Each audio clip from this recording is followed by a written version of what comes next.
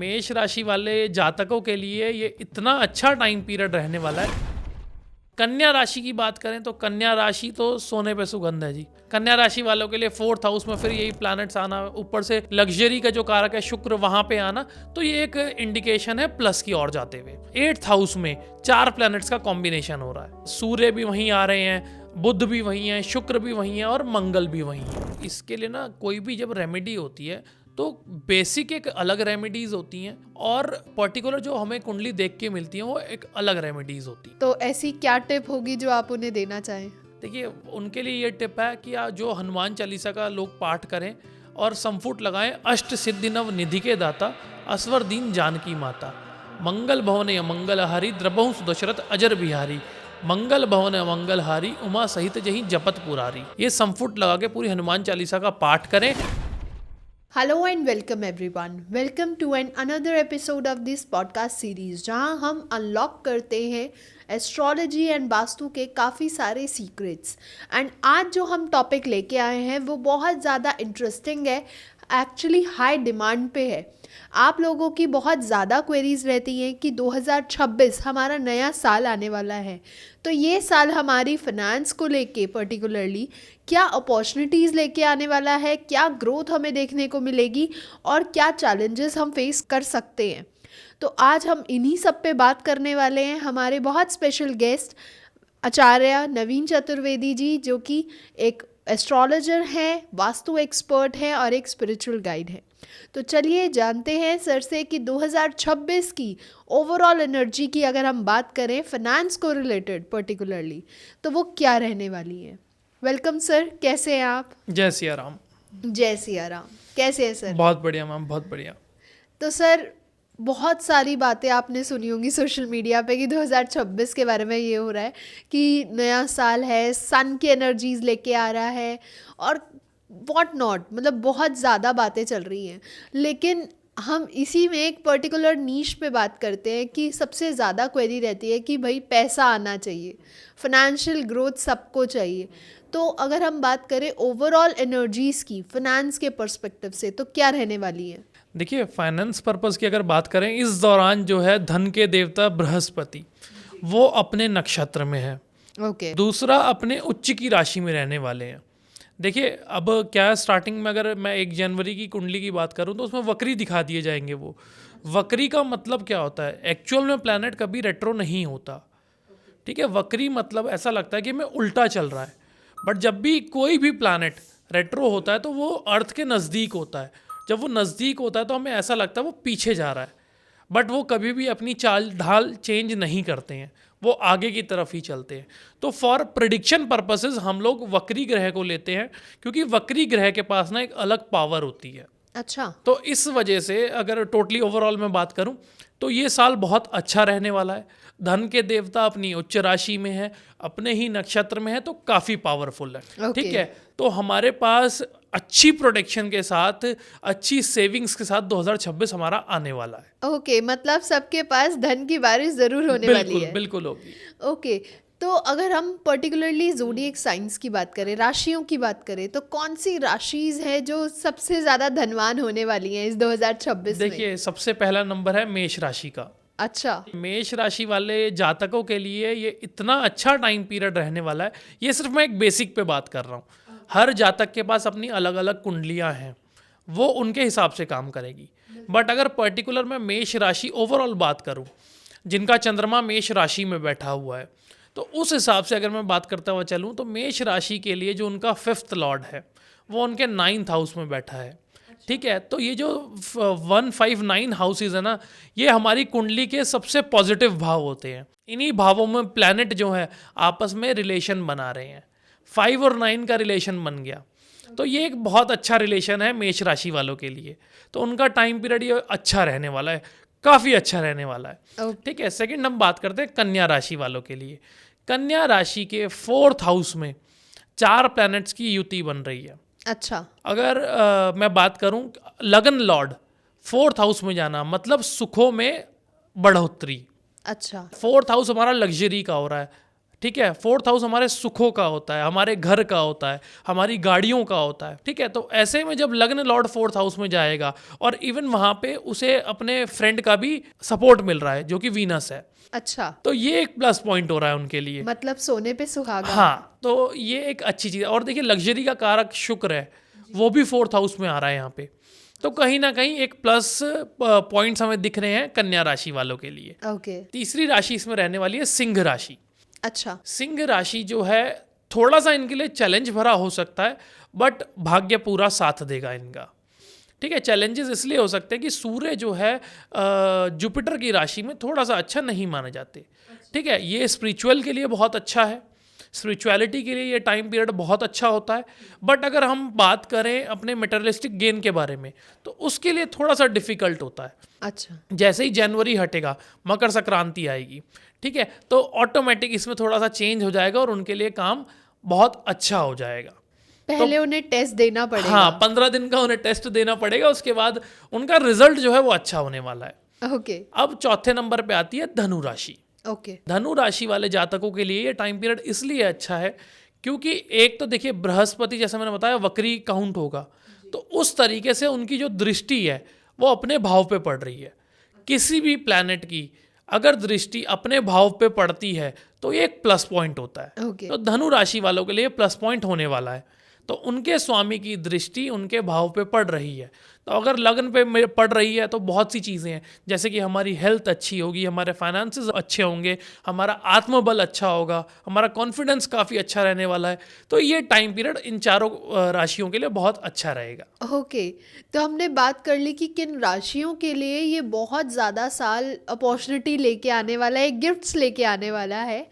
तो अब बात करते हैं कुछ ऐसी राशिज जिनके थोड़ा सा चैलेंजेस रहने वाला है ये 2026। देखिए इसमें बाकी जो राशियां रह गई हैं, वृष राशि, मिथुन राशि, ठीक है, और आपकी वृश्चिक राशि, मकर और कुंभ राशि, इनके लिए थोड़ा सा टाइम स्ट्रगल वाला है जिस हिसाब की कुंडली बन रही है। फिर उसमें आगे हम पॉइंट्स काफ़ी जुड़ेंगे, उनकी दशा क्या चल रही है, अंतर दशा क्या चल रही है, कौन से लॉर्ड की दशा एक्टिव है, ठीक है, ये सारे बहुत सारे पॉइंट्स इसमें ऐड होंगे, तब जाके रिजल्ट मिलेगा। बट ओवरऑल अगर हम बात करें तो इन बाकी राशि वालों के लिए थोड़ा सा प्रॉब्लमैटिक टाइम है। तो क्या सर एरिस एंड टॉरस वालों के लिए ये इन्वेस्टमेंट पर्पस का 2026 साल हो सकता है? देखिए अगर पर्टिकुलर मैं एरीज की बात करूं तो एरीज वालों के लिए तो टाइम अच्छा है। जैसा मैंने अभी पहले बताया कि एरीज वालों के लिए 5th लॉर्ड 9th हाउस में जाना तो एक अच्छी अपॉर्चुनिटी है उनके लिए, ठीक है, भाग्य का साथ रहने वाला है, तो उनके लिए सेविंग्स के लिए, हर चीज, इन्वेस्टमेंट के लिए इवन बहुत अच्छा टाइम है,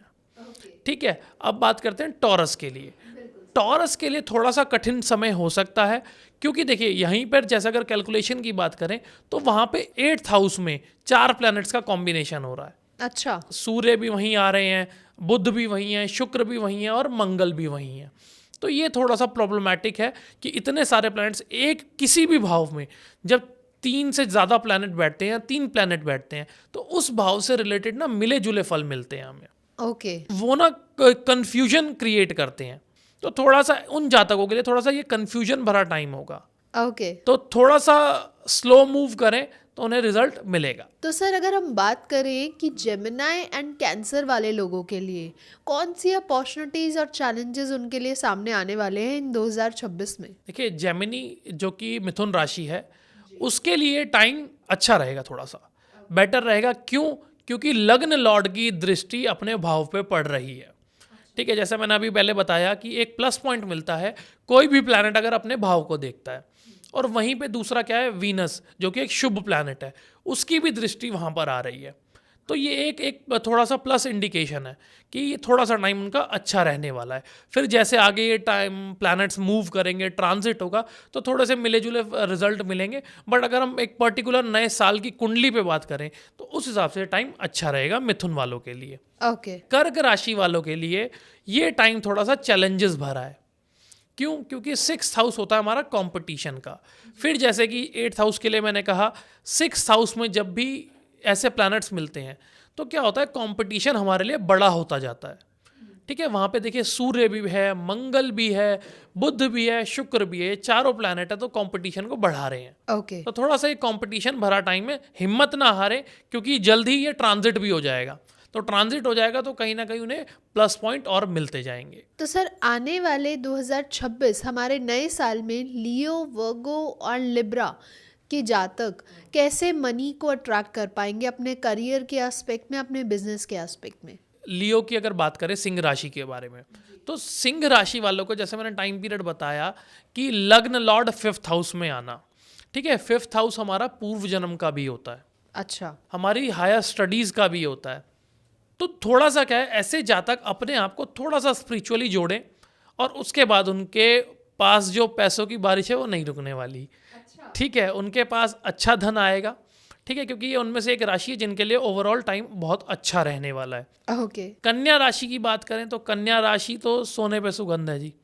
कन्या राशि वालों के लिए 4th हाउस में फिर यही प्लैनेट्स आना, ऊपर से लग्जरी का जो कारक है शुक्र वहाँ पे आना, तो ये एक इंडिकेशन है प्लस की ओर जाते हुए, तो उनके लिए टाइम ये अच्छा रहेगा, ठीक है। अब बात करते हैं लिब्रा, जो कि तुला राशि होती है।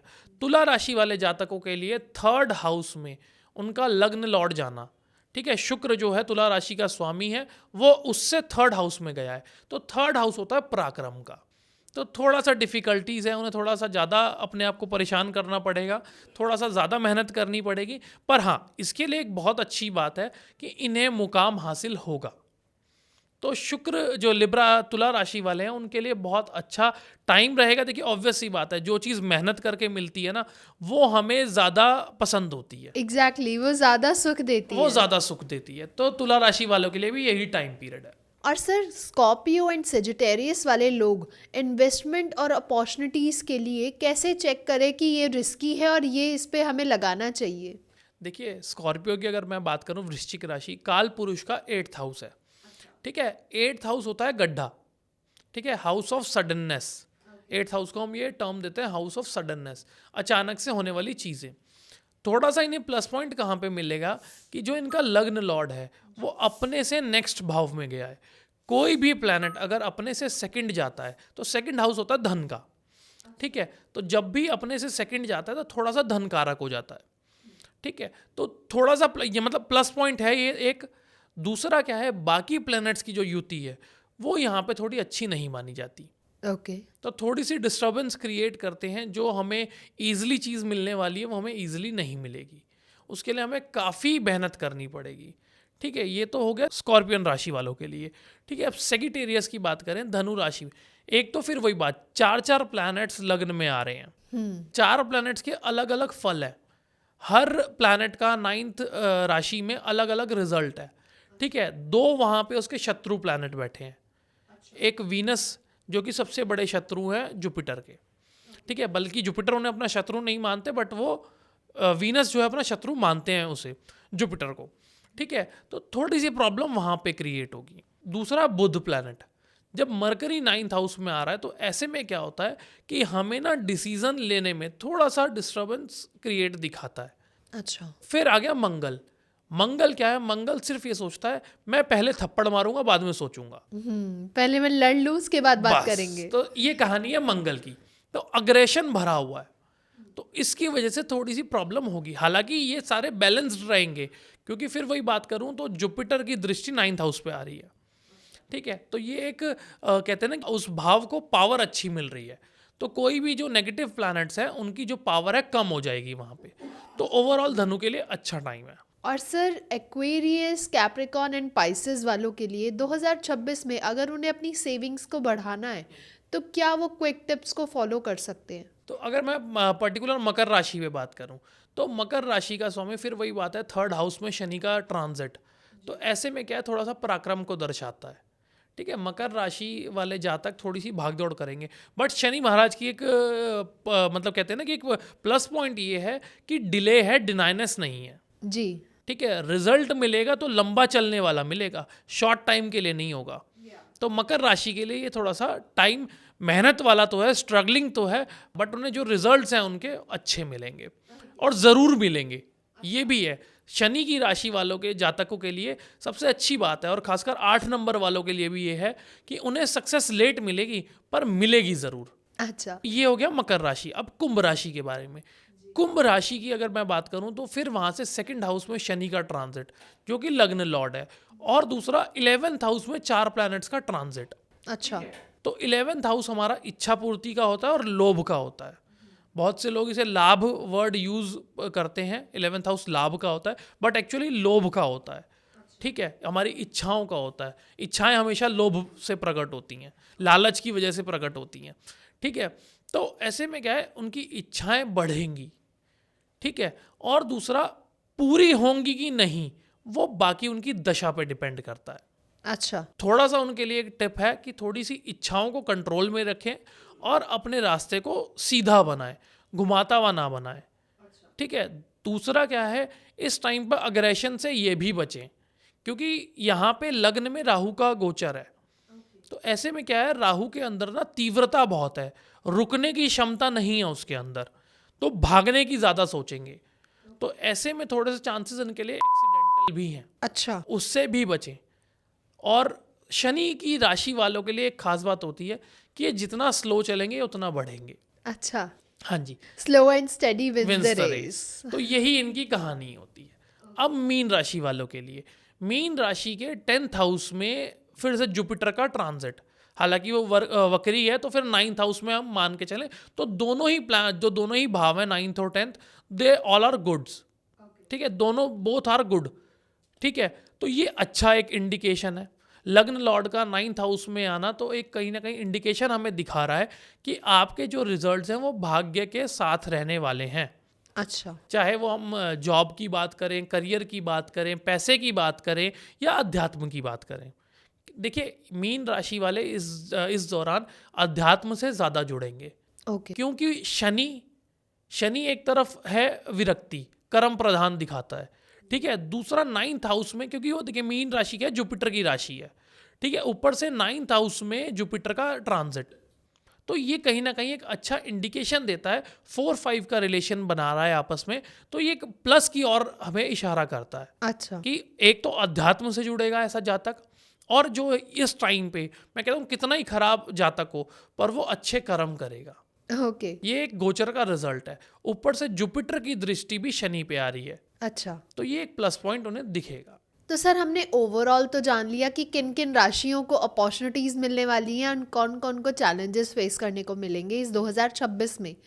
तो अगर हम और डिटेल में बात करें कि क्या ऐसा ट्रांजिट रहने वाला है, क्या गोचर रहने वाला है, या मैं कहूँ क्या प्लैनेट्स की पोजीशंस रहने वाली हैं जो कि ये और अच्छे से डिफाइन करें, तो अगर हम पर्टिकुलरली एरिस की बात करें तो क्या रहने वाला है उसका? देखिए, मेष राशि वालों के लिए मैं फिर वही बात करता हूँ। मेष राशि को अगर हम लग्न बनाएं तो उसके हिसाब से 9th हाउस में 4 प्लैनेट्स का ट्रांजिट होना, कि जो कि एक अच्छी बात है। सेकंड, वहीं से जुपिटर की दृष्टि भी आना। ठीक है, ये 2 प्लस पॉइंट हो गए उसके। ठीक है, और उसका जो लग्न लॉर्ड है वो भी 9th हाउस में जाना। अच्छा, मेष राशि का स्वामी मंगल है और वो उससे 9th हाउस में ट्रांजिट कर रहा है, तो कहीं ना कहीं ये एक प्लस की ओर जोड़ता है कि हमारा जो भाग्य है वो हमारे साथ साथ चल रहा है। ठीक है, हम अगर कहते हैं ना कि अगर खाली थैली में भी हाथ डालेंगे तो पैसा निकलेगा, अच्छा, तो ये टाइम पीरियड एरीज वालों के लिए ऐसा है, ओके, क्योंकि भाग्य का साथ है। ऊपर से बुध और शुक्र भी वहां पे हैं, ये भी कहीं ना कहीं शुभ प्लैनेट है, ओके, तो जो एक प्लस को दिखाता है कि ये एक अच्छा रिजल्ट देने वाले हैं। ओके, और हम बात करें शनि की, शनि एरिस से 12th हाउस में ट्रांजिट कर रहा है। ठीक है, और हमारे ज्योतिष में एक पराशरी ज्योतिष में एक पॉइंट होता है कि पापी प्लैनेट पाप भाव में अच्छे रिजल्ट देते हैं। तो 12th हाउस भी हम एज अ पाप भाव लेते हैं, 6, 8, 12 को हम पाप भाव लेते हैं, अच्छा, और शनि को भी एज अ हम पापी ग्रह मान के चलते हैं। ठीक है, थोड़ा सा तो यहाँ पे एक प्लस पॉइंट हो रहा है कि 12th हाउस में शनि का ट्रांजिट दिखाने से कि कहीं ना कहीं नेगेटिव नेगेटिव पॉजिटिव बनता है। अच्छा। तो एरीज वालों के लिए टाइम पीरियड ऐसे अच्छा रहेगा। तो मतलब ओवरऑल बहुत स्मूथ जाने वाला हाँ है। जी, और देखिए दूसरा साथ में क्या है, यहीं से फिर राहु महाराज का 11th भाव में ट्रांजिट होना। ओके, ठीक है, तो 11th भाव फिर वही इच्छा पूर्ति का भाव है। हम्म, इच्छाएं अच्छी होंगी और उस इच्छा को पूरा करने के लिए जातक पूरी मेहनत करेगा। अच्छा, वो कहते हैं राहु वालों के लिए एक स्पेशल बात होती है कि इस दुनिया की जो सबसे अच्छी चीज़ है वो मेरे पास ही होनी चाहिए। अच्छा, हाँ, तो इच्छा पूर्ति के भाव में राहु महाराज यही काम करते हैं। ओके। तो अगर हम नेक्स्ट राशि की बात करें दैट इज टॉरस, कि क्या रहने वाली है उसकी ट्रांजिट और प्लैनेटरी पोजीशन, ताकि हम उसमें भी देख पाए कि क्या चैलेंजेस आने वाले हैं। वृष राशि वालों के लिए देखिए, एक तो 8th हाउस से रिलेशन बन रहा है, वही 4 प्लैनेट्स यहाँ से 8th हाउस में ट्रांजिट करेंगे। ठीक है, 8th हाउस होता है हाउस ऑफ सडननेस का। ठीक है, यहाँ पे सूर्य भी है, बुध भी है, मंगल भी है और शुक्र भी है। ठीक है, कहीं ना कहीं ऐसे जातक जो है गुप्त विद्याओं में रुचि दिखाएंगे, जैसे एस्ट्रोलॉजी, टैरेट, पामिस्ट्री, इन चीज़ों की तरफ इनका ज़्यादा ध्यान जाएगा। या अगर इनका देखिए, ये गोचर क्या है, ये टेम्परेरी है। ठीक है, तो कुछ टाइम पीरियड के लिए इनका दिमाग जो है इस तरफ बढ़ेगा। अच्छा। सेकेंडली, या फिर वो ऐसी जगह पे भागेंगे जहाँ पे ये क्रियाएं होती हैं। ठीक है, जैसे तांत्रिकों के पास जाना, साधु महात्माओं के पास जाना, जो ये तंत्र विद्या, क्योंकि 8th हाउस होता है तंत्र विद्या का। अच्छा। ठीक है, जितनी भी गुप्त विद्याएं 8th हाउस उसका है। तो ऐसे में लग्न लॉर्ड का जाना, तो उस तरफ अट्रैक्ट होना। ओके। दूसरा, मैं अगर इसी पे बात करूं तो यहाँ पे चंद्रमा भी है। ठीक है, कुछ टाइम के लिए चंद्रमा 2.5 दिन के लिए एक राशि में आता है, और जब हम ऐसी प्रिडिक्शन करते हैं तो बेसिकली हम लेके नहीं चलते, हम मेजर 4 प्लैनेट्स को लेके चलते हैं यहाँ पे। बट अगर वैसे ही मैं बात करूँ तो कुछ टाइम के लिए चंद्रमा यहाँ है, तो चंद्रमा जो है अपनी उच्च राशि का है।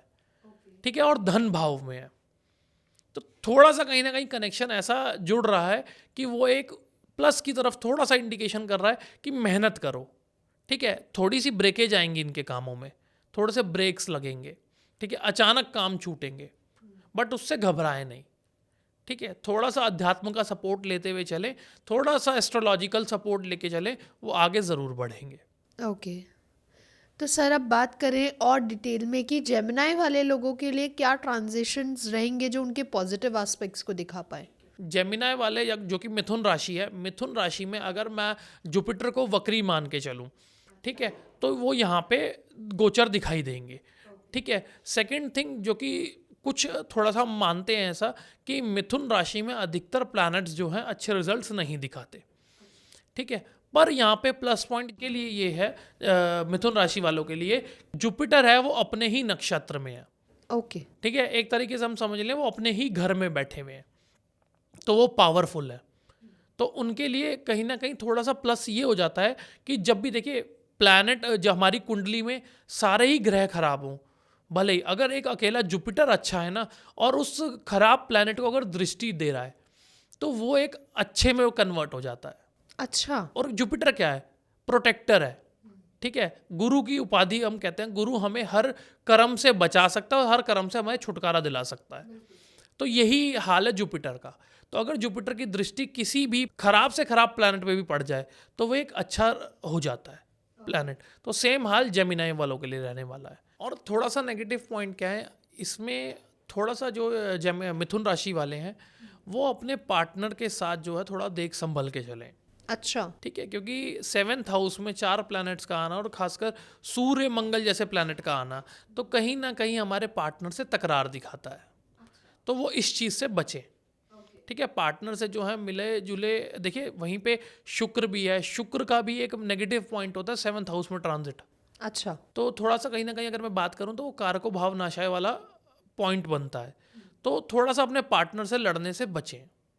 ठीक है, लड़ाई को बढ़ाने से अच्छा लड़ाई को ख़त्म करना सीखें। ओके। तो मिथुन वालों के लिए थोड़ा टाइम ऐसा रहने वाला है। ठीक है, तो अब हम बात करें ऐसे प्लानिटरी ट्रांजिशंस की या उन प्लानिटरी पोजीशंस की जो कैंसर वालों के लिए पॉजिटिव एस्पेक्ट्स बन सकती हैं और नेगेटिव भी। कैंसर वालों के लिए फिर वही बात, जुपिटर जो है उच्च का इस राशि में है। ठीक है, तो ये एक इंडिकेशन बहुत अच्छा है। जैसे मैंने अभी पहले कहा कि बृहस्पति, और खासकर बृहस्पति के लिए एक कहावत है, जिसका बृहस्पति लग्न में आ जाए तो 1.25 लाख दोषों को ख़त्म कर देते हैं। अच्छा। इनकी जो दृष्टि है 159 की है। ठीक है, 59 पे जब बनाती है और 7th हाउस पे जब दृष्टि इनकी आती है, तो इनकी दृष्टि शुभ मानी गई है। और सबसे प्लस अगर हम बात करूं तो सबसे पॉजिटिव भाव ही हमारे 59 है। ओके। ठीक है, क्योंकि ये त्रिकोण स्थान है, लक्ष्मी स्थान कह सकते हैं हम इसको। अच्छा। तो ये एक प्लस पॉइंट दिखता है उनके लिए, कर्क राशि वालों के लिए। तो उनके लिए ओवरऑल टाइम पीरियड अच्छा है। इन पे ज़्यादा डिस्कशन इतना नहीं करना चाहिए, क्योंकि ठीक है बहुत से ट्रांजिट आगे, देखिए एक सबसे अच्छी बात, इस साल में कोई भी ट्रांजिट ऐसा नहीं होने वाला। अगर मैं मेजर ट्रांजिट की बात करूँ, ना राहु केतु का ट्रांजिट, ना शनि का ट्रांजिट, ना जुपिटर का ट्रांजिट, तो इतना घबराने की कोई ज़रूरत नहीं है इस साल से। ओके, तो मतलब कैंसर वालों के लिए तो ये पॉपकॉर्न की तरह उनके पैसे गिरने वाले हैं। ओके। एक पॉइंट और है इनके लिए, कर्क राशि वालों के लिए, थोड़ी सी इनकी फैमिली में जो है अनबन हो सकती है। ओके। ठीक है, क्योंकि यहाँ पे सेकंड भाव में केतु का ट्रांजिट है, अच्छा। और अगर केतु सेकंड भाव में तो राहु ऑटोमेटिक 8th हाउस में आ जाएंगे। ठीक है, तो 8th हाउस का राहु जो है अच्छे माने गए हैं। एक तो पहली बात वही, क्योंकि पाप भाव में पापी प्लैनेट एक अच्छा रिजल्ट दिखाते हैं। ठीक है, तो इनकी लॉटरी लगने के चांसेस ज़्यादा बन जाते हैं। पर थोड़ा सा क्या है, शॉर्टकट से बचे। मैं बार बार इनके लिए कहूँगा, शॉर्टकट रास्ते से बचे। ओके। केतु क्या है, केतु का नेचर जो है सेपरेटिव है, डिटैचमेंट। हाँ डिटैचमेंट है। सेकंड भाव जो होता है हमारे कुटुंब का स्थान होता है, हमारी फैमिली का। ज़रूरी नहीं है डिटैचमेंट एक गलत हो, वो सही तरीके से भी हो सकती है, क्योंकि वो उनकी कुंडली पे डिपेंड करती है। अच्छा। सेकंड भाव डिटैचमेंट ये भी हो सकती है कि आप फॉरेन सेटल हो गए। ठीक है, डिटैचमेंट ये भी हो सकती है आपको जॉब पर्पस के लिए बाहर जाना पड़ रहा है, होम टाउन से बाहर काम करने के लिए जाना पड़ रहा है, तो डिटैचमेंट ऐसी भी होती है। अब वो जातक की कुंडली पे डिपेंड करती है कि डिटैचमेंट कैसी रहने वाली है। ओके। तो अब हम बात करें अगर और डिटेल में लियो राशि वालों के लिए, तो कैसा जाने वाला है? अगर मैं ओवरऑल उनकी बात करूं, तो क्या ऐसे ट्रांजिट देखने को मिलेंगे? क्या ऐसी पोजीशंस है प्लैनेट की जो उनके लिए पॉजिटिव येट नेगेटिव ट्रांजिट भी बना सकती हैं? सिंह राशि वाले जातकों के लिए सबसे अच्छी बात यह है कि इनके 5th हाउस में 4 प्लैनेट्स का प्लेसमेंट है। अच्छा। तो कहीं ना कहीं जो स्टडीज़ वाले बच्चे हैं तो उनके लिए टाइम थोड़ा अच्छा रहेगा। ठीक है, पर एकाग्रता से पढ़ें। अगर वो भले ही 1 घंटा पढ़ें, पर पूरा दिमाग वहीं लगा के पढ़ें, तो उनके रिजल्ट्स जो हैं काफ़ी अच्छे रहने वाले हैं। ओके। दूसरा क्या है, अगर मैं पर्टिकुलर बात करूं उनके फाइनेंशियल से रिलेटेड, वो टाइम भी इनके लिए अच्छा है। ठीक है, केतु लग्न में आना, केतु से थोड़ा क्या, केतु का ना स्पिरिचुअल नेचर है, सेपरेटिव के साथ साथ स्पिरिचुअल नेचर है। क्योंकि इसकी कहानी बहुत बड़ी है। जब राहु केतु अलग हुए तो उसके बाद जब धड़ बच गया तो उसे लक्ष्मी जी ने उठा के विष्णु जी के चरणों में रख दिया कि अब तू इनकी भक्ति पकड़ ले, विष्णु जी की भक्ति पकड़ ले, तू तर जाएगा। ठीक है, तो दूसरा क्या है, इन्हें इस टाइम पे इमोशनल बैलेंस जो है बनाए रखना है, क्योंकि ये थोड़ा इमोशनल डिटैच होंगे लोगों से ज़्यादा, पर वो अटैचमेंट इन्हें बनाए रखनी है। अच्छा। ये ध्यान रखें तो वो आगे बढ़ते जाएंगे, ज़्यादा प्रॉब्लम्स को फेस नहीं करेंगे, और थोड़ा सा एक्सप्रेसिव बने, चीज़ों को मन में ना रखें, थोड़ा सा ये बोलें, जितना हो सकता है उतना घुले मिलें, तो उनके लिए टाइम अच्छा हो जाएगा। तो सर अगर हम और डिटेल में बात करें वर्गो वाले जातकों के लिए, तो कैसा जाने वाला है उनका फाइनेंशियल ईयर? क्या उनके पैसे आने वाले हैं, या रुके हुए पैसे भी आ जाएंगे, या फिर जो किसी को दिए हैं पैसे वो भी रुक जाएंगे? देखिए, इसकी मैं अगर बात करूं कन्या राशि वाले के लिए, सिर्फ मैं एक लाइन बोलूँगा, बहुत अच्छा टाइम है। ठीक है, सिर्फ ऐसी बॉल्स मिलेंगी कि छक्के लगेंगे। हाँ, तो इनके लिए अच्छा टाइम है। ओवरऑल इसके लिए, ये राशि के लिए इतना बढ़िया टाइम रहेगा कि बस ये पीछे मुड़ के नहीं देखेंगे। तो अब हम नेक्स्ट चलते हैं हमारी लिब्रा राशि पे, कि क्या उन जातकों को फाइनेंशियल स्ट्रगल देखने को मिलेगा अगर हम प्लैनेटरी पोजीशंस की और इन डेप्थ में बात करें तो? देखिए, इसके लिए थोड़ा सा क्या है, पराक्रम भाव में इनका लग्नेश है, इससे 3rd हाउस में गोचर करेगा। गोचर 3rd हाउस का मतलब पराक्रम को दिखाता है। वहीं पे 3 प्लैनेट्स हैं। स्पीड ब्रेकर्स थोड़े आएंगे इनकी लाइफ में, बट वो स्पीड ब्रेकर्स जो है इन्हें पता नहीं चलेंगे। अच्छा। मेहनत ये पूरी करेंगे, और अगर ईयर की एंड में हम बात करें तो इन्हें जो है हर चीज़ प्लस में दिखेगी। अगर मान लीजिए किसी ने 1 रुपये से शुरुआत करी है तो उन्हें एंड में वो 10 रुपये मिलेंगे। अच्छा। मतलब थोड़ा धीरे धीरे मिलेंगे, मेहनत करने पे मिलेंगे, पर मिलेंगे। ओके, मतलब अगर वो स्ट्रगल करते हैं पूरी साल मेहनत करते हैं, तो उनको एट लास्ट उनको एक प्रॉफिट अर्न अच्छा होगा। देखिए, थोड़ा सा क्या है, लिब्रा वालों के लिए जो स्टूडेंट्स हैं उनके लिए थोड़ा सा क्या है, राहु महाराज का 5th हाउस में आ रहा, थोड़ा सा इंडिकेशन खराब दिखाता है। अच्छा। ठीक है, हालांकि फिर एक पॉइंट और बनता है हमारे ज्योतिष में कि अगर कोई भी पापी प्लैनेट केंद्र या त्रिकोण में आता है तो अपने पाप रिजल्ट्स में कमी दिखाता है। अच्छा। ठीक है, बट कितना ही कह लें कि कहते हैं ना, कुत्ते की दुम कभी सीधी नहीं होती। सही बात। तो थोड़ा सा पॉइंट यहाँ पड़ता है कि राहु महाराज का एक नेचर है कि जो कि नेगेटिव नेचर है। ठीक है, तो वो कहीं ना कहीं नेचर उनसे अलग नहीं होगा, तो थोड़ी सी उनकी जो पढ़ाई में थोड़ी सी बाधा हो सकती है। तो अगर हम और डिटेल में जानना चाहें कि स्कॉर्पियो वाले जातकों के लिए फाइनेंशियल ईयर 2026 में कैसा रहने वाला है? देखिए, फाइनेंशियल पर्पज से अगर बात करूं मैं, इनकी थोड़ा से मेहनत ज़्यादा है, रिजल्ट उसके बाद भी थोड़े कम मिलेंगे इन लोगों को। ओके। दूसरा क्या है, अपने सबसे बड़ी जो मेजर प्रॉब्लम ये लोग फेस करेंगे, अपने आसपास लोगों की कमी, ओके। चाहे वो इनके रिलेटिव्स हैं, चाहे वो इनके परिवार वाले हैं, चाहे कोई किसी को भी मान लीजिए, ये अपने आसपास लोगों की कमी महसूस करेंगे। ठीक है, जिसकी वजह से ये थोड़ा सा डिप्रेशन की ओर बढ़ सकते हैं। ठीक है, थोड़ा सा एनजाइटी को फेस कर सकते हैं ऐसे जातक। तो थोड़ा सा इससे बचें और जितना हो सके कि मंगल की रेमेडी करें, ओके। तो ये उससे बाहर निकल जाएंगे और जो मुकाम ये हासिल करना चाहते हैं वो भी मिलेगा। और दूसरा क्या है, देखिए हर जातक की अपने पास अलग कुंडली है। ये हमने एक ओवरऑल प्रिडिक्शन दी, बिल्कुल सही। जिसकी राशि वृश्चिक है, उसके प्लानिटरी पोजीशन इतने अच्छे हों कि उसे ये चीज़ें फेस ना करनी पड़े। बट अगर हम ओवरऑल की बात करें तो यहाँ पे थोड़ी सी प्रॉब्लम्स दिख रही हैं। ओके। तो अगर हम नेक्स्ट चलते हैं सेजिटेरियस के बारे में जानने के लिए, कि अगर हम और डेप्थ में जानना चाहें कि क्या उनके प्लानिटरी पोजीशंस रहेंगे, क्या ट्रांजेक्ट उन्हें कैसे इफेक्ट करेगा फाइनेंशियल पर्पस पे। देखिए धनु राशि के लिए तो टाइम अच्छा ही है। जैसे मैंने कहा, कोई भी कैसे ही क्रूर प्लैनेट हो चाहे पाप प्लैनेट हो, केंद्र या त्रिकोण में बैठ जाए तो अच्छे रिजल्ट्स देते हैं। ठीक है, पहली बात, यहाँ पे शुभ प्लैनेट वीनस भी है, मरकरी भी है, सूर्य जो कि क्रूर प्लैनेट है वो भी यहाँ पर है। ठीक है, और मंगल भी यहाँ पे है। तो कहीं ना कहीं इनकी क्रूरता में सूर्य और मंगल में कमी आएगी। ठीक है, थोड़ा सा बैलेंस बनेगा इनकी प्रोफेशनल और पर्सनल लाइफ में। ओके। फोर्थ हाउस की अगर मैं बात करूं तो वहाँ पे शनि महाराज है। ठीक है, शनि महाराज क्या है, फिर वही बात आती है कि थोड़ा सा लेट देते हैं पर देते हैं। ठीक है, और एक प्लस पॉइंट और हमारी एस्ट्रोलॉजी में कहा गया है शनि महाराज के लिए, कि शनि महाराज जहाँ बैठते हैं वहाँ पे वृद्धि करते हैं और जहाँ पे देखते हैं वहाँ की हानि करते हैं। अच्छा। तो जो धनु राशि वाले जातक हैं वो शनि की रेमेडी करें, क्योंकि 10th हाउस पे उनकी जो 4 प्लैनेट्स हैं लगन पे, उनकी दृष्टि बन रही है। तो कहीं ना कहीं वो दृष्टि जो है अच्छी नहीं मानी जाती, तो उसकी वजह से वो शनि की जब रेमेडी करेंगे तो जो नेगेटिव रिजल्ट्स हैं वो कम हो जाएंगे। तो सर, अगर हम और डिटेल में जानना चाहें कैप्रिकॉन वाले जातकों के लिए, कि फाइनेंशियल में क्या ऐसी वो छोटी छोटी चीज़ों को ध्यान रख सकते हैं ताकि उनके जो फाइनेंशियल हर्डल्स हैं वो पार कर सकें। देखिए उसके लिए क्या है, इनके अंदर ना इन जातक मकर राशि वाले जातकों के लिए थोड़ा सा टाइम पीरियड ना तेज भागने वाला दिखा रहा है। बट वो उन्हें इसी से बचना है, क्योंकि 12th हाउस में 4 प्लैनेट्स का कॉम्बिनेशन प्लस 2nd हाउस में राहु महाराज का बैठना। ठीक है, तो राहु महाराज धन कारक है। तो ये ना अगर मैं कहूँ तो शॉर्टकट में पैसा कमाने की सोचेंगे, जिसमें ये अपनी हानि करेंगे। अच्छा। 12th हाउस में जब भी 4 इतने प्लैनेट्स आते हैं, थोड़े से कॉम्बिनेशन जो है गलत दिखाते हैं। ओके। ठीक है, और 2nd हाउस में राहु का आना तो कहीं ना कहीं धन को ना नेगेटिव तरीके से कमाने में ज़्यादा ध्यान देंगे। बिल्कुल सही। तो ये उससे बचें, बस यही कहूँगा इनके बारे में। तो अगर हम बात करें एक्वेरियस वालों की, तो ऐसे क्या ट्रांजिट देखने को मिलेंगे जो हमें फाइनेंशियल अट्रैक्ट करने में हेल्प करेंगे। देखिए एक्वेरियस, अगर मैं कुंभ राशि वाले जातकों की बात करूं तो एक तो लग्न में राहु, तो वही फिर बात आती है कि शॉर्टकट से बचे। ठीक है, क्योंकि ऐसे में लग्न क्या है, हम खुद। ठीक है, तो ऐसे में हमें शॉर्टकट अपनाना बहुत ज़्यादा होगा, जल्दी जल्दी भागना बहुत ज़्यादा लगा रहेगा, तो उस चीज़ से थोड़ा सा बचें। ओके। ठीक है, 2nd अगर मैं बात करूँ, 2nd हाउस में शनि महाराज का आना कहीं ना कहीं प्लस को दिखाएगा, क्योंकि शनि महाराज जहाँ बैठते हैं वहाँ की वृद्धि करते हैं।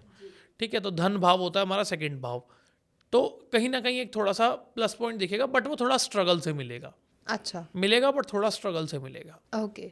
तो अगर हम पाइसेस की बात करें, बिकॉज लास्ट राशि हमारी पाइसेस ही है, तो अगर उनकी ट्रांजिट की बात करें या प्लानिटरी पोजीशन की और डिटेल में जानना चाहें कि क्या ऐसे बेनिफिट्स हमें देखने को मिलेंगे अगर हम फाइनेंस पर्पस से बात करें तो। मैं एक बात कहूँगा शनि वालों के लिए, फिर वही बात आएगी कि सक्सेस मिलेगी ज़रूर, भले ही लेट मिले। अच्छा। ठीक है, तो थोड़ा धीरे धीरे चलें। ठीक है, थोड़ा सावधानी से चलें, इन्हें सारी चीज़ें हासिल होंगी, क्योंकि इनके 10th हाउस में ये जो कॉम्बिनेशन बन रहे हैं वो काफ़ी अच्छे बन रहे हैं। ठीक है, तो 10th हाउस की एक कर्म का स्थान है। ठीक है, हमारे व्यवसाय का स्थान है 10th हाउस, और वहीं पे शनि महाराज की जो है दृष्टि पड़ रही है। ओवरऑल यही कहूँगा इन मीन राशि वालों के लिए, थोड़ा स्थिरता से चलें, रुक रुक के चलें, ये ज़रूर आगे बढ़ेंगे। ओके। तो हमने बहुत सारी बातें कर ली, जिनको फाइनेंशियल स्ट्रगल भी होने वाले हैं और जिनको फाइनेंशियल गेन्स भी होने वाले हैं। तो ऐसे लोग जिनको फाइनेंशियल स्ट्रगल होने वाले हैं, क्या कुछ ऐसी एस्ट्रोलॉजी की उनकी कुछ टिप्स या रेमेडीज़ को वो फॉलो कर सकते हैं जिनसे उनके वो जो हर्डल टाइम है वो पास हो सके। देखिए इसके लिए ना कोई भी जब रेमेडी होती है तो बेसिक एक अलग रेमेडीज़ होती हैं, और पर्टिकुलर जो हमें कुंडली देख के मिलती हैं वो एक अलग रेमेडीज़ होती हैं। तो अगर मैं कोई भी अगर प्रिस्क्राइब करूं कि आप ये रेमेडी करो आपका टाइम अच्छा रहेगा, ऐसा नहीं है। ठीक है, एक मैं अलग टिप तो दे सकता हूँ बट एक स्पेशल रेमेडी ओवरऑल के लिए नहीं मिल सकती। ओके, तो ऐसी क्या टिप होगी जो आप उन्हें देना चाहें? देखिए, उनके लिए ये टिप है कि जो हनुमान चालीसा का लोग पाठ करें और संफुट लगाएं, अष्ट सिद्धि नव निधि के दाता, असवर दीन जानकी माता, मंगल भवन अमंगल हारी, द्रबहु सुदशरथ अजर बिहारी, मंगल भवन अमंगल हारी, उमा सहित जहीं जपत पुरारी। ये संफुट लगा के पूरी हनुमान चालीसा का पाठ करें और खासकर टाइम का ध्यान रखें, शनिवार को 12 बजे सुबह, मतलब आफ्टरनून में ओके 12 बजे। इसका ध्यान ज़रूर रखना है और ज़रूर अपनी सक्सेस को सभी लोग देखेंगे और हनुमान जी उनके कष्टों को जो है दूर करेंगे। ओके, तो thank you so much sir, बहुत मज़ा आया, बहुत कुछ जाना, बहुत कुछ सीखा हमने कि कौन कौन सी राशियों के बारे में, कि क्या क्या फाइनेंशियल हर्डल्स आने वाले हैं और क्या क्या हमें अपॉर्चुनिटीज़ मिलने वाली हैं। तो जाते जाते हमारी ऑडियंस के लिए आप क्या टिप देना चाहेंगे, क्या एडवाइस देना चाहेंगे जिनसे वो अपनी लाइफ को और ईज़ कर सकें? देखिए, उसके लिए मैं बार बार एक चीज़ कहता हूँ और सबको कहता हूँ, जितने मेरे क्लाइंट हैं सबको एक चीज़ मैं कहता हूँ कि ज्योतिष विद्या और प्रैक्टिकल लाइफ दोनों को हमेशा अलग रख के चलें। हर बात के लिए ज्योतिष में ना घुसें। ठीक है, अगर हम हर चीज़ को ज्योतिषीय तरीके से देखेंगे तो हम अपनी लाइफ को आगे नहीं बढ़ा पाएंगे। ठीक है, जब कहते हैं कि रात के बाद उजाला होगा तो वो ज़रूर होगा। तो इतना प्रैक्टिकल, मतलब प्रैक्टिकल लाइफ को अलग रखें। ऑब्वियस सी बात है, देखिए प्रैक्टिकल लाइफ क्या है, अगर किसी ने मेरे को थप्पड़ मारा तो ऑब्वियस सी बात है मैं उसे छोड़ नहीं दूंगा, मैं भी उसे मारूंगा। तो प्रैक्टिकल लाइफ ये होती है कि हमें, अगर हम कोई काम कर रहे हैं तो हमें पता है इसका रिजल्ट क्या होने वाला है, तो उस लाइफ को अलग रखें और अपनी जो ज्योतिषीय लाइफ है उसे अलग रखें। कोई नए काम करने के लिए, किसी भी चीज़ के लिए हम एस्ट्रोलॉजी का सहारा लेते हैं, बट हम हर दिन के लिए ज्योतिष का सहारा लें तो ये चीज़ ठीक नहीं कही जाती। बिल्कुल सही। तो thank you so much sir, ऐसे ही हम मिलते रहेंगे और नए नए टॉपिक्स के बारे में डिस्कस करेंगे और उनके सीक्रेट्स को अनलॉक करते रहेंगे। तो thank you and thank you everyone. अगर आप लोगों को पसंद आया तो do not forget to like, share, comment and subscribe the channel. And अगर आपके कोई क्वेश्चंस है, कोई सजेशन है, प्लीज़ हमें कमेंट सेक्शन में भी बताइए। हम आगे आने वाले पॉडकास्ट में उन्हें ज़रूर कवर करने का ट्राई करेंगे। तब तक के लिए stay blessed, stay happy. Thank you.